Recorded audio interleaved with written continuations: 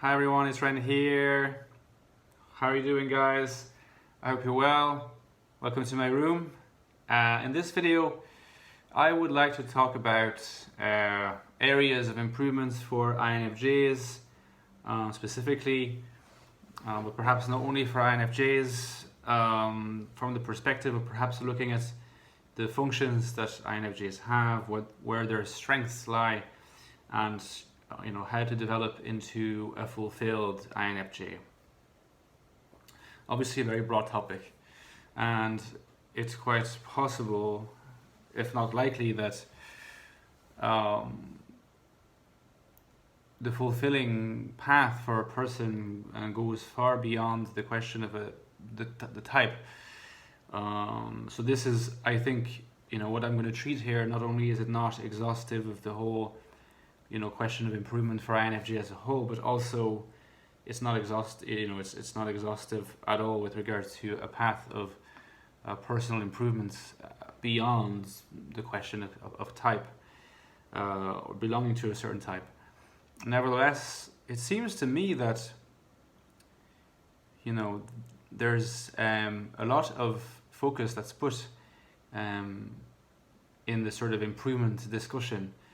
When it's using that MBTI lens, a lot of focus is put on, identifying where your strengths are and developing them further, and also on identifying what your weaknesses are, and developing them more to the extent that it's possible, in order that they no longer constitute a hurdle in your experience or something like that. So, for INFJs, a lot of the time, the area of improvement is divided into the strengths that are usually the three main functions, and IFETI, and then the area of improvement that has to do with developing the inferior function SE is more predicated on things are never going to be amazing SE wise, but it can be improved.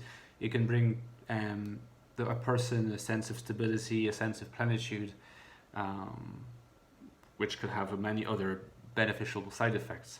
And so a lot of the literature and a lot of the discussion tends to gravitate around how to cultivate, let's say, NI, FE and TI, and also how to develop SE from a state of infancy to something that's a bit more mature. So I think this literature is great in intent, and is important in intent. It's also often pretty interesting in content, and precisely for these reasons, I'm not sure that I have a lot to add to it. However, I think that perhaps what is not tackled as often, even though it is just as important, is the question of improving in the sense of developing a healthy relationship with one's function use. So, when it comes to the use of a particular function, let's say FE, for an INFJ, auxiliary function, there is the question of whether FE is developed or slightly underdeveloped or repressed, as we sometimes hear it on the part of INFJs with strong TI, for instance, that often seems to come at the expense of a slightly repressed FE, or at least that's the term that's used. So, repressed, underutilized, underdeveloped, we hear that often. And so, in this particular case, you might be tempted to say, well, that's precisely what the development perspective about working on our strengths would want to help us promote, would want to help us develop further. And indeed, but there are many ways of interpreting this whole question of developing a function further, because it's not only about learning to use this function more or learning to be in harmony with this function that we are using all the time, whereas we might not be always in harmony with it because we're not really harnessing it, we're not really using it consciously. And so because we're not using it consciously, maybe we're using it unconsciously and it comes out just not really right. Something like that doesn't really look like FE, for instance, or whatever, and yet shows traces of FE in there. So there's really the question of learning to be more aware of this function, develop it more, and again, it could be other functions as well. Develop it more by practicing it more, by embracing it more. So if I am to use my own example, I would say that that's very much something that I did for myself, especially with FE. I think that if I have to think about the different functions that I learned about through learning that I'm INFJ, FE is the function that I have learned to, or that I've striven to develop the most, work on the most, because I have a little bit of a history of repressing it, let's say. A bit less so now, but it's a relatively recent phenomenon. So that's very much something that I did. In the case of SE, I would say that it's very much the case that I ought to ideally try to engage in SE more and try to harmonize with it more. But what is left out of the discussion here is when people, for example, INFJs, use the functions that are in their stack, and they use the function a lot, let's say, just they use it in the normal way, they don't overuse it. It might not even make sense to talk about overusing FE or NI. I think that it's possible to theorize about overusing TI if that means using it at the expense of a repression of FE. But a lot of people have, if you look at the situation merely from the point of view of use, the regular use of the functions in the order in which it's supposed to come, NI, FE, TI, SE. Well, the question is not so much how, it's not so much that they use the functions, it's how they use the functions. Because there are unhealthy ways of relating to your functions. You could use the functions that make you, according to this theory, you could use them a lot, but you might not use them in the right way. And I think that this is definitely something that's discussed, particularly when we come across discussions or articles or videos on unhealthy INFJs, people, INFJs who manifest unhealthy FE or, TI, something like that. So that exists. I'm not saying that this kind of discussion doesn't exist. I'm saying I think that it deserves almost more of a spot in the broader context of talking about improvements, because there are lots of INFJs whose issue is not so much one of not using the functions enough or being in harmony with these functions in terms of the use, but more than the manner in which they manifest this harmony is disharmonious in some way. It's not a question of lack of use, it's a question of misuse or malfunctioning use. At least this is what I believe. But perhaps you guys will have your own perspective. Perhaps you will disagree, or you will want to qualify what I'm talking about. But like the functions that we have, many of them have their own healthy manifestations, and I'm not sure that this necessarily has to be conceptualized in terms of being in the grip, of being in the shadow. Sometimes we hear that if an INFJ is very stressed out, they'll be in the grip of SE, and that what will happen in practice is that the functional stack of the INFJ will be reversed, but because it's not supposed to be reversed, we don't know really how to go about that, and so we look like very unhealthy ESTP types, at least for a while, something like that. Now that's a possibility, but I'm not even necessarily thinking about that. Let's not talk about someone who's really stressed out and is in the grip. Let's talk about someone who's not stressed out particularly, but happens to have a kind of unhealthy relationship with at least one or two of their function use. I think that's a potential big area of improvement for INFJs, and I think that it is my opinion that in this particular instance, it concerns the three main functions. because SE, of course, SE can be used unhealthily, but I do think that the question with SE is mostly to allow oneself, when you're an INFJ, to use it, to engage in it, to not ignore it. And you know, when we're stressed, to be kind of aware that we're stressed and do what's needed to no longer be stressed. Sometimes, you know, that requires a long-term plan. So let's maybe leave SE aside here. In the question, you know, in this broader question about NI, FE, and TI, I think that it is usually the functions that we use the most, that we are also the most likely to misuse in a way. In the case of TI, often with INFJs, my impression is that it is not so much that it is misused, but more that it's not used enough, or rather that it's not harmonized enough. Because in a way, we always use TI. It's not something that we can just like summon out of nothingness and use. We always use it, but we don't necessarily harmonize with it well.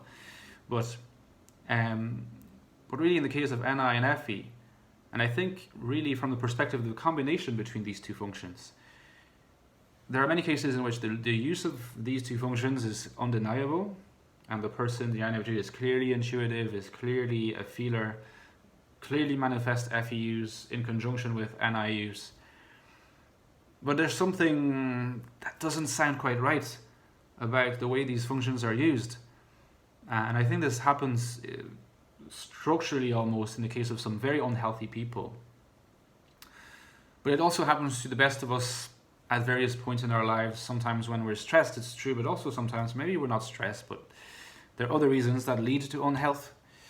And this unhealth can manifest itself in this distorted relationship with, in this instance, specifically NI and FE.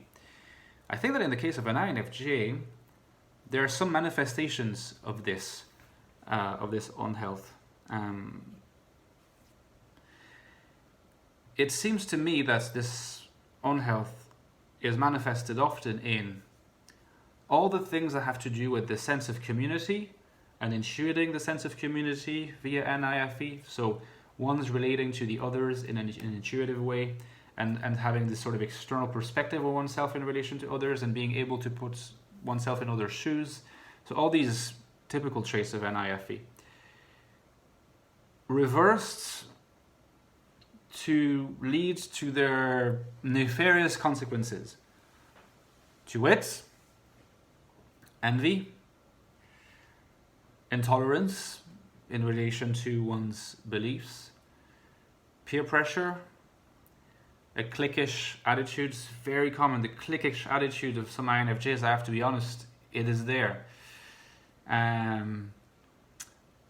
Jealousy, a general feeling of inferiority in regard to others, and perhaps as a result of that, a kind of incapacity to act and to own oneself, and so to end up in inauthenticity. So you see that all these various themes are connected, and they are really conditions, let's put it like that, that's actually INFJs are often stricken by. And these are all the manifestations of unhealthy NIFE. You know, it's not just unhealthy FE. It might look like it, but the reason why we can easily feel envious of others or jealous of others, let's be honest with ourselves, this is a constant threat for us because of NIFE. Anybody can be at certain situations, in certain contexts, like envious, jealous, feel schadenfreude, be intolerant of others' opinions because they don't line up with their own or with what we subscribe to. And we sort of want to castigate them via a group process in which the person that does not line up with what we believe in or subscribe to, the person who's considered not to fit with our worldview, is often ostracized via the group, via the tribe, via the mob. There is this sense of like passive aggression. Passive aggression is a big thing as well with INFJs, is my experience. And I think that this has all to do with not just FE, but NIFE, because NI give us the perception into others' lives, which is, at the end of the day, still our own intuitive creation in many ways, which we confuse for the truth about others' lives, about the grass is greener thing. So we end up thinking that these others are better than us, that they are, to be envied, they are to be jealous of. For this very reason, we are also frustrated, and we kind of want to punish them for that sometimes, especially if they manifest next to that attitudes that we dislike. We will use the attitude that we dislike genuinely to ostracize them, not only to punish, and that in itself is unhealthy, those attitudes, but also because in that way we are also giving free rein to the punishment of our resentment about how they made us feel envious and jealous. And this whole thing is always organized around the tribe. It's always, that's my, big impression. There's very rarely a straight talk, exchange, conversation, confrontation, because INFJs have they struggle with confrontation, but they often will resort to making other people feel socially isolated if they have made us feel a certain way that we find unpleasant. But perhaps the question to ask ourselves is the person responsible, or are we responsible because we are being unhealthy, and we need to look at ourselves and figure out what's going wrong, because fundamentally the truth is the feeling of envy, the feeling of jealousy, the feeling of schadenfreude, the feeling of the attitude of passive aggression, these states of being are never justified, they're never right, and they will never make you happy. And probably a path towards improvement in this case is to try to work on these things. What to do? I think I will make another video on the topic, because this video is already getting long, but I think it resides in a few key points. Obviously owning oneself, so that we are, even though we are always constitutively made up so that we are going to be tempted to see things in terms of an externality to ourselves, see the authority outside. We are made to see the authority outside of ourselves in a weird way. Even though we are very introverted and we are very in our own world, we tend to seek for authority outside of ourselves. And this is what leads to all the things I described, and also leads to the strategies we use to punish those people. Owning yourself, engaging the passion, identifying your passion, what you love, producing something based on this passion. Doesn't matter if it's a genius or not. And being straightforward, not being afraid to express yourself, avoid passive aggression. But I will make a video on these possible ways of tackling improvements as the making function use healthy in a later video. Let me know what you think, guys, because these are just thoughts that are a bit jumbled and I wanted to express. All right, see you soon.